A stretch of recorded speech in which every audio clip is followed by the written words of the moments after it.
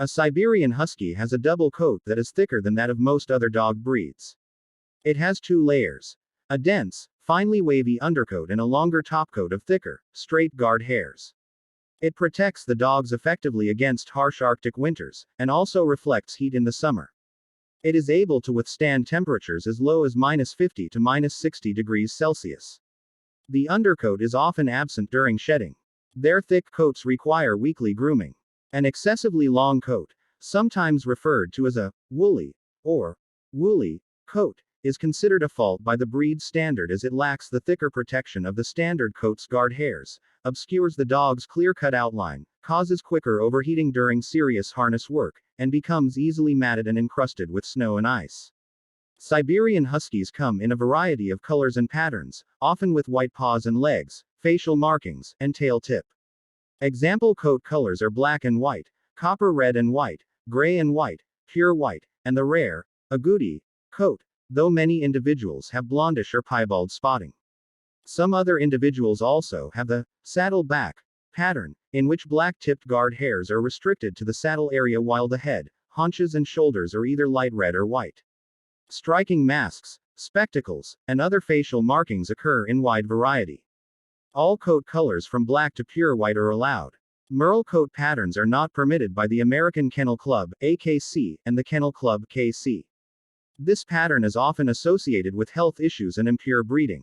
The American Kennel Club describes the Siberian Husky's eyes as an almond shape, moderately spaced and set slightly obliquely. The AKC breed standard is that eyes may be brown, blue or black, one of each are particolored or acceptable complete as heterochromia. These eye color combinations are considered acceptable by the American Kennel Club. The party color does not affect the vision of the dog. Show quality dogs are preferred to have neither pointed nor square noses. The nose is black in gray dogs, tan in black dogs, liver in copper colored dogs, and maybe light tan in white dogs. In some instances, Siberian Huskies can exhibit what is called snow nose, or winter nose. This condition is called hypopigmentation in animals. Snow nose is acceptable in the show ring. Siberian Husky tails are heavily furred. These dogs will often curl up with their tails over their faces and noses in order to provide additional warmth. As pictured, when curled up to sleep, the Siberian Husky will cover its nose for warmth, often referred to as the Siberian swirl. The tail should be expressive, held low when the dog is relaxed, and curved upward in a sickle shape when excited or interested in something. The people of Nome referred to Siberian Huskies as Siberian rats, due to their size of 40 to 50 lb, versus the Alaskan Malamutes' size of 75 to 85 lb. The husky usually howls instead of barking. They have been described as escape artists, which can include digging under, chewing through, or even jumping over fences. Because the Siberian Husky had been raised in a family setting by the Chukchi and not left to fend for themselves, they could be trusted with children. The ASPCA classifies the breed as good with children. It also states they exhibit high energy indoors, have special exercise needs, and may be destructive, without proper care. Siberian Huskies have a high prey drive due to the Chukchi allowing them to roam free in the summer. The dogs hunted in packs and preyed on wild cats, birds, and squirrels, but with training can be trusted with other small animals. They would only return to the Chukchi villages when the snow returned and food became scarce. Their hunting instincts can still be found in the breed today, noted by their typically high prey drive. A 6-foot fence is recommended for this breed as a pet, although some have been known to overcome fences as high as 8 feet. Electric pet fencing may not be effective. They need the frequent companionship of people and other dogs, and their need to feel as part of a pack is very strong. The character of the Siberian Husky is friendly and gentle. The Husky cannot be used as a guard dog. Siberian Huskies typically have no aggression towards humans. In addition, the breed often shows independence, which is a disadvantage for service dogs. Attempting to teach Siberian Huskies aggressive behavior can lead to mental problems in the dog. It can be dangerous for the owner. The dog is intelligent, but can be stubborn because of its independence, impulsivity and inattention.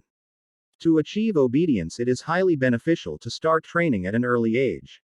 Siberian Huskies were ranked 77th out of 138 compared breeds for their intelligence by canine psychologist Stanley Coren. However, The rankings in Coren's published work utilized only one of three defined forms of dog intelligence, working and obedience intelligence, which focused on trainability, a dog's ability to follow direction and commands in a direct context, specifically by trial judges in a controlled course setting. The Siberian Husky's work as a sled dog, with minimal active direction from a driver, and a driver's reliance on the dogs to make their own decisions in poor conditions, utilizes the other two forms, instinctive intelligence, and adaptive intelligence, to a much greater extent. The Siberian Husky is a medium-sized working sled dog breed. The breed belongs to the Spitz genetic family. It is recognizable by its thickly furred double coat, erect triangular ears, and distinctive markings, and is smaller than the similar-looking Alaskan Malamute. Siberian Huskies originated in Northeast Asia where they are bred by the Chukchi people of Siberia for sled pulling and companionship. It is an active, energetic, resilient breed, whose ancestors lived in the extremely cold and harsh environment of the Siberian Arctic. William Gusick, a Russian fur trader, introduced them to Nome, Alaska, during the Nome Gold Rush, initially as sled dogs to work the mining fields and for expeditions through otherwise impassable terrain. Today, the Siberian Husky is typically kept as a house pet, though they are still frequently used as sled dogs by competitive and recreational mushers. Originally, Huskies were used as sled dogs in the polar regions. One can differentiate Huskies from other dog types by their fast pulling style. Modern racing Huskies, also known as Alaskan Huskies, represent an ever-changing crossbreed of the fastest dogs. Humans use Huskies in sled dog racing.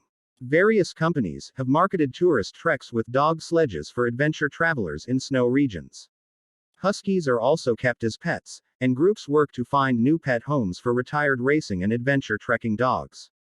Many Huskies, especially Siberian Huskies, are considered working dogs, and often are high energy. Exercise is extremely important for the physical and mental health of these kinds of dogs, and it can also prompt a strong bond between the owner and dog. Since many owners now have Huskies as pets in settings that are not ideal for sledding, other activities have been found that are good for the dog and fun for the owner. A bronze statue of Balto that has been displayed in New York City's Central Park since 1925 is one of the park's enduringly popular features. The Twilight Saga, which features werewolves, and the television series Game of Thrones spurred a huge uptick in demand for Siberian Huskies as pets, followed by a steep increase of their numbers at public shelters.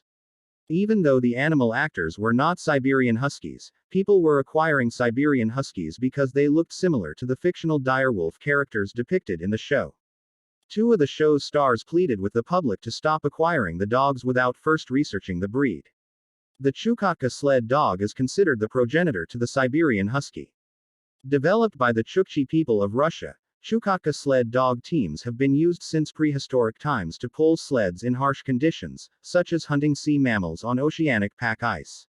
From the 1890s to the 1930s, Chukotka sled dogs were actively imported into Alaska to transport gold miners to the Yukon, first as part of the Klondike Gold Rush, then later the All-Alaska Sweepstakes, a 408-mile distance dog sled race from Nome to Candle and back. At this time, Eskimo, or Eskimo, was a common pejorative term for native Arctic inhabitants with many dialectal permutations including Usky, Uskame and Huskama. Thus dogs used by Arctic people were the dogs of the Huskies, the Huskies' dogs, and eventually simply the Husky dogs. Canadian and American settlers, not well versed on Russian geography, would distinguish the Chukotka imports by referring to them as Siberian Huskies, as Chukotka is part of Siberia. Smaller, faster and more enduring than the 100 to 120 pound freighting dogs then in general use, they immediately dominated the sweepstakes race.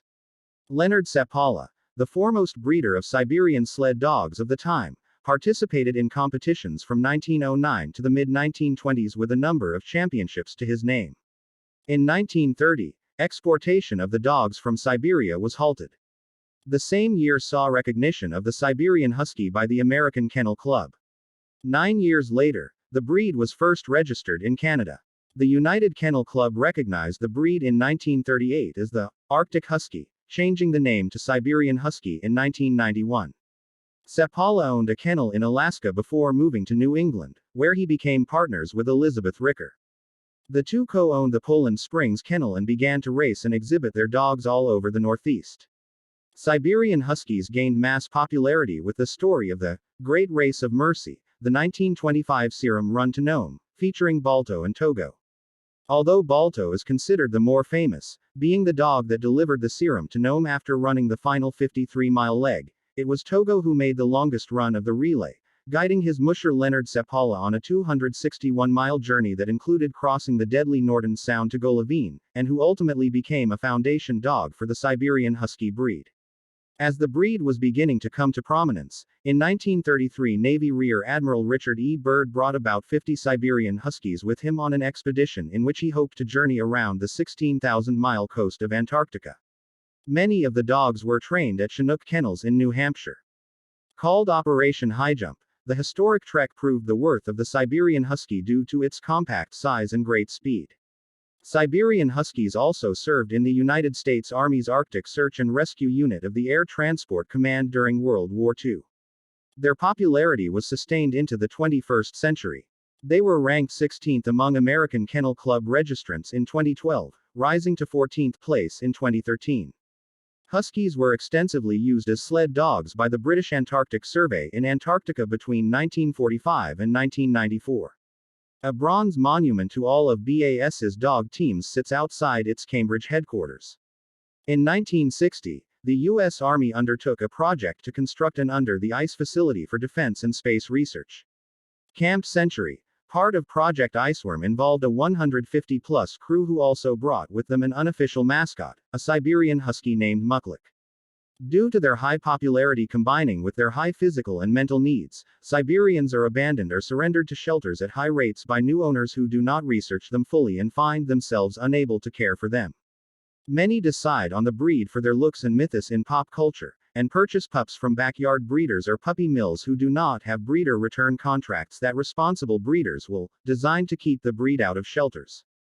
Sled dogs that were bred and kept by the Chukchi tribes of Siberia were thought to have gone extinct, but Benedict Allen, writing for Geographical magazine in 2006 after visiting the region, reported their survival. His description of the breeding practiced by the Chukchi mentions selection for obedience, endurance, amiable disposition, and sizing that enabled families to support them without undue difficulty. The Siberian Husky was originally developed by the Chukchi people of the Chukchi Peninsula in eastern Siberia. They were brought to Nome, Alaska in 1908 to serve as working sled dogs, and were eventually developed and used for sled dog racing. In 2015, a DNA study indicated that the Siberian Husky, the Alaskan Malamute and the Alaskan Husky share a close genetic relationship between each other and were related to Chukotka sled dogs from Siberia. They were separate to the two Inuit dogs, the Canadian Eskimo dog and the Greenland dog. In North America, the Siberian Husky and the Malamute both had maintained their Siberian lineage and had contributed significantly to the Alaskan Husky, which was developed through crossing with European breeds. Siberian Huskies show a genetic affinity with historical East Siberian dogs and ancient Lake Baikal dogs, and can be traced to a lineage which is over 9,500 years old. Several Arctic dog breeds, including the Siberian, show a significant genetic closeness with the now extinct Taimyr wolf of North Asia due to admixture. These breeds are associated with high latitudes, the Siberian Husky and Greenland dog, also associated with Arctic human populations and to a lesser extent, the Shar-Pei and Finnish Spitz. There is data to indicate admixture of between 1–3% between the Taimyr wolf population and the ancestral dog population of these four high-latitude breeds. This introgression could have provided early dogs living in high latitudes with phenotypic variation beneficial for adaptation to a new and challenging environment. It also indicates the ancestry of present-day dog breeds descends from more than one region. Siberian Huskies used for sled racing may also be prone to other ailments, such as gastric disease, bronchitis or bronchopulmonary ailments, ski asthma, and gastric erosions or ulcerations. Modern Siberian Huskies registered in the U.S. are almost entirely the descendants of the 1930 Siberia imports and of Leonard Sepala's dogs, particularly Togo. The limited number of registered foundational dogs has led to some discussion about their vulnerability to the founder effect.